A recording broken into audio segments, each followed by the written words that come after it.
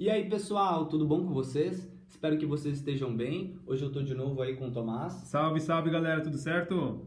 E hoje a gente vai comentar de novo aí a crise da Ucrânia e acabou passando aí já uma semana desde o último vídeo que a gente falou sobre a crise na Ucrânia e o quanto a mídia corporativista, a mídia ocidental e a mídia que é alinhada com a OTAN vem contando uma narrativa que é bem distante da realidade lá do leste europeu. E a gente vai trazer aí os principais pontos, tendo em vista que o Putin começou com as operações lá na Ucrânia. A gente vai trazer o nosso ponto aqui e aquilo que a gente encara como que vem acontecendo nessa área, desconsiderando aquilo que a mídia vem contando para vocês, né, Tommy? É isso aí. Então, vamos começar aqui pelo primeiro ponto que eu acho chave, lendo as notícias de hoje, né? Puxa aí uma manchete aí, Tommy. Tem uma manchete aqui do Infomoney que eles falam o seguinte: por que a Rússia entrou em guerra contra a Ucrânia? Entenda o conflito. Por exemplo, ó, vocês conseguem entender que ele já está assumindo que a Rússia entrou em guerra contra a Ucrânia, né? Mas eu pergunto para vocês, que guerra? Tá bem? Porque a Ucrânia queria entrar para a OTAN, um país que não faz parte nem da União Europeia, né? Queria porque queria entrar na OTAN. Putin falou desde o início. Já aconteceram 5 expansões perto das nossas fronteiras. Se a OTAN continuar com essa expansão e se esse governo ucraniano continuar querendo se alinhar com o Ocidente, as consequências vão ser bem claras, né? O que acontece? Nesse meio tempo todo, o Zelensky, que é o presidente fascista da Ucrânia, o presidente fantoche do imperialismo, ele continuou com esse alinhamento com o Ocidente, continuou pressionando com o exército ucraniano nessas duas áreas que foram reconhecidas agora pelo Putin como repúblicas, continuou pressionando com o exército ucraniano lá, continuou pressionando com milícias fascistas lá, né? Tudo isso enquanto a diplomacia russa tentava, sim, um caminho que era mais agradável, né? Mas o Putin estava sendo bem claro desde o início. Desde o início, né? E aí, como que a gente vai falar em guerra se a Ucrânia não faz parte da OTAN, não faz parte da União Europeia? Os Estados Unidos já demonstrou que vai apresentar somente sanções econômicas e comerciais, né? Porque eles não vão querer adentrar uma guerra mundial pela Ucrânia. A Ucrânia não faz parte dos aliados deles. O que eles vinham tentando desde 2014 e 2015 ali era uma influência para talvez ter um estado tampão pró-Ocidente. Mas o Putin falou desde o início, não, Ucrânia não vai fazer parte da OTAN. Ucrânia não vai ser influência do Ocidente. A Ucrânia passa pela nossa segurança nacional.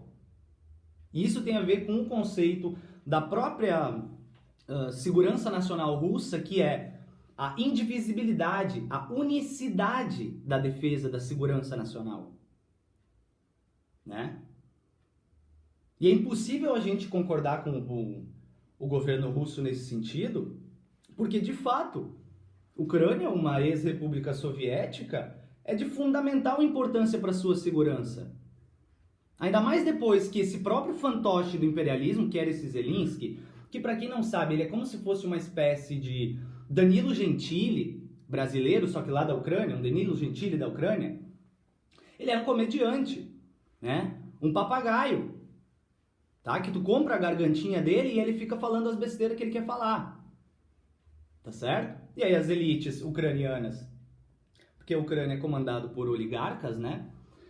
As elites ucranianas estavam querendo fazer esse movimento pró-ocidental e o Putin falou desde o início que não. Que não. E o Zelensky, o que falava ainda? Que ele queria reconstituir bases nucleares na Ucrânia. Vocês realmente acham que Putin ia aceitar isso? Que o governo russo ia aceitar isso? Ou ainda que ele ia aceitar a criação de bases militares, porque a partir do momento que a Ucrânia adentrasse na OTAN, haveriam então construções e destinação de infraestrutura para bases militares americanas na Ucrânia, bases de defesa da OTAN, vocês acham que isso não interfere na segurança nacional russa? E aí agora esses tabloides aí, esses supostos jornais, que isso pra mim não é jornalismo, né? Aí contam assim, pô, a Rússia está entrando em guerra, em guerra. Em que guerra? Que guerra? Não há guerra que a Ucrânia vai entrar. Até porque, pelas informações que eu tinha até então, pelo que eu estava lendo, a Ucrânia já estava sinalizando em assinar um armistício, assinar uma rendição. Que eles não têm como entrar em guerra sem um apoio da União Europeia ou OTAN. E a OTAN e a União Europeia vão deixar eles pela sua livre vontade, não tem o que fazer, não tem como eles adentrar numa guerra mundial pela Ucrânia. Perfeito. Não vale a pena, né? Não vale a pena. E eu acho que o povo ucraniano está se dando conta disso só agora. Né? Porque foi por muito tempo influenciado por fake É que news. o Putin teve que mostrar, né? De certa forma. Teve que botar as cartas na mesa, né? Perfeito. Porque não dava mais. O Putin encarou, não dá mais. Eu tenho certeza, pessoal, a diplomacia russa foi até onde ela pôde. A consequência agora é ucraniana e do Ocidente. E aí eu só vejo esses jornalecos. Eu mal entro no Instagram, mal entro nas redes sociais. Entrei ali por 30 minutos, 40 minutos. Só vi bobagem, só vi gente assim, ó, criticando o governo russo, criticando o Vladimir Putin. Né? Defendendo e fazendo o jogo que a OTAN quer. Então, cara, eu fico, sabe, poxa, é incrível, sabe? Às vezes parece, cara, é um espetáculo, assim, as pessoas se convencem por uma narrativa que vem sendo contada e estimulada e acaba aceitando como verdade, simples assim. Né? E o povo ucraniano agora, que desde 2014 acreditava nessas fake news, comprou uma ideia supostamente ocidental, não encaravam a realidade de que eles nunca poderiam entrar na OTAN e fazer parte do contexto ocidental. Tá bem? E aí, o que acontece? 7, 6 anos depois, 8 anos depois, tem que encarar a verdade, né? Aí eu vi agora que tem uma parcela da população fugindo de Kiev. Uhum. Porque esse avanço provavelmente não vai se assegurar somente nessas áreas. Eu acredito que sim, Putin vai querer um governo pró-russo em Kiev. Eu acho que é fim de jogo para o presidente Zelensky. Né? Eu acho que ele acabou percebendo, caindo a ficha dele, assim, ele tendo noção da realidade muito tarde. Né? Se ele realmente acredita naquele discurso que ele faz, né? Porque pode ser que, de fato, ele realmente só seja comprado nos seus discursos e faz aquilo que os oligarcas ucranianos pró-ocidente, porque tem aqueles oligarcas pró-russos, pagam ele para falar. Né? Mas é uma inverdade, é uma mentira absoluta essa revelação de que, olha só, a Rússia está entrando em guerra. Que guerra? Quem vai entrar nessa guerra pela Ucrânia? Fala pra mim, vai ser nós brasileirinhos? Vai ser os americanos, supostamente? Pois até para entrar na Segunda Guerra demoraram, né? Quando tava ganha. Né? Os Demoraram caras uns chegaram. 3 anos para entrar na Segunda Guerra Mundial. E é muito engraçado, né, para esses liberais que ficam contando que os americanos que ganharam a Segunda Guerra Mundial, sendo que isso é uma mentira, uma inverdade, porque quem ganhou foi a União Soviética. Perfeito. Né? Aí finge que os americanos lutaram contra os nazistas. Cara, pelo amor de Deus, se fosse assim, então por que os americanos incentivavam tanto, ou incentivam na verdade, né? Não incentivavam, errei o tempo verbal, incentivam neonazistas ucranianos? Pois é, né? Por que será que os estadunidenses aderiram a tantos cientistas nazistas para enfrentar a União Soviética no pós-guerra? Se eles são tão moralistas, são tão éticos, estão sempre certos, são sempre o mocinho da história de vocês. né? Inclusive vários setores da esquerda também vieram aí questionando as medidas do governo russo, questionando todas essas operações, questionando quando ele reconheceu as duas repúblicas lá de Luhansk e... não vou lembrar o nome da outra, mas Luhansk, enfim, no leste da Ucrânia. Coisa que eu já vi vários diplomatas brasileiros que estão lá na Rússia falando que é uma medida até relativamente tardia, porque o Putin já podia ter feito isso antes, porque essas zonas estavam sendo ocupadas por milícias neonazistas, fascistas. E essas repúblicas tinham a etnia por maioria russa, né? E tinham uma influência russa forte.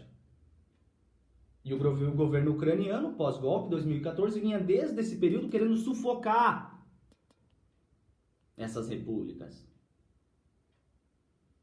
E aí agora a narrativa é: Putin é um invasor, Putin está agredindo. A narrativa deveria ser: Putin está se defendendo.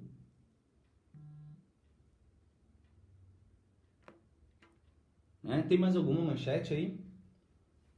Mais uma manchete.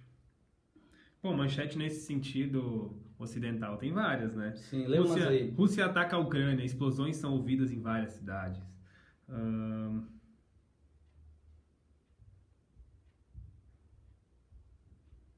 As outras são coisas específicas de referente à economia, como é que vai Sim. ficar.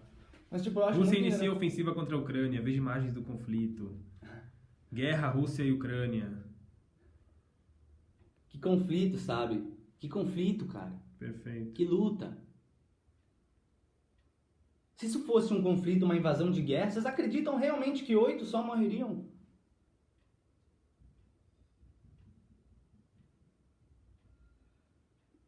Então, assim, ó, eu acho que isso é um ponto de inflexão, é um ponto que vai mudar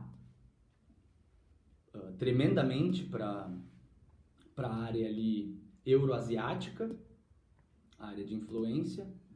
Eu acho que o governo russo vai trabalhar agora até o final para conseguir um governo pró-Rússia, ou pelo menos que talvez esse governo venha da sociedade civil, mas eu não sei como a sociedade civil vai conseguir construir um governo nesse sentido, então tenho minhas dúvidas também, porque a sociedade civil está muito rachada.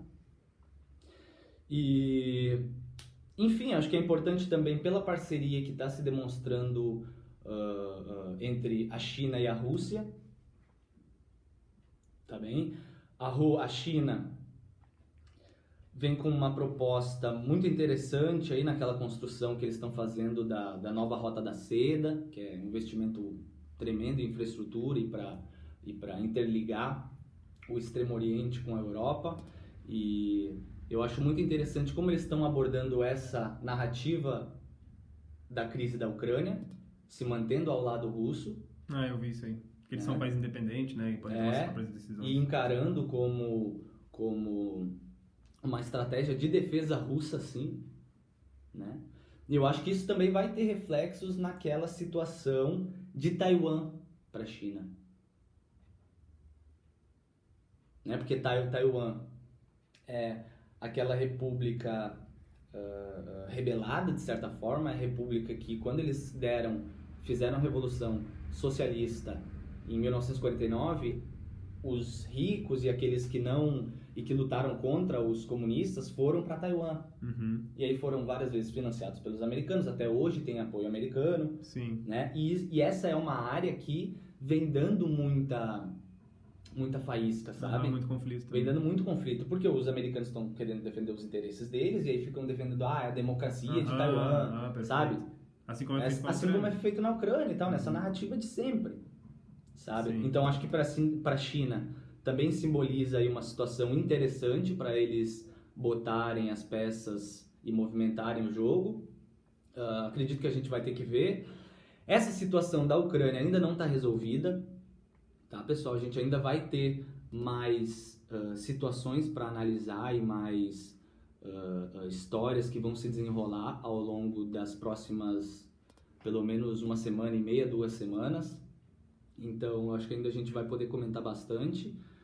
Eu também gostaria ainda de comentar sobre algumas notícias que eu andei vendo, mas como não vai dar tempo nesse vídeo, eu só gostaria de falar para vocês as notícias que eu vou adentrar, que me chamaram a atenção, que a princípio está sendo feito um pacote de privatização da Eletrobras.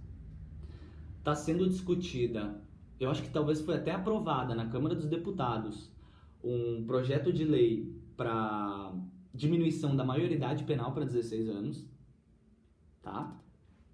Um projeto de lei para aprovação dos cassinos e tornar os jogos de azar legais no Brasil. E qual mais que eu também tinha visto que tinha me chamado a atenção?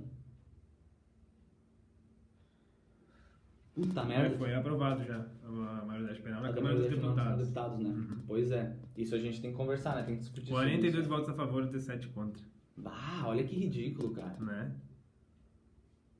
Cara, olha que absurdo, meu. Que absurdo, absurdo. cara. Como é que acredita que isso vai resolver a criminalidade? Aham. Isso vai piorar a situação do cárcere no Brasil. Cara, isso sabe? Já é superlotação. Vai jogar criança lá pra dentro agora. Total. Mas enfim, isso Para a ser gente vai mais conversar crianças depois. iniciadas ao crime, enfim.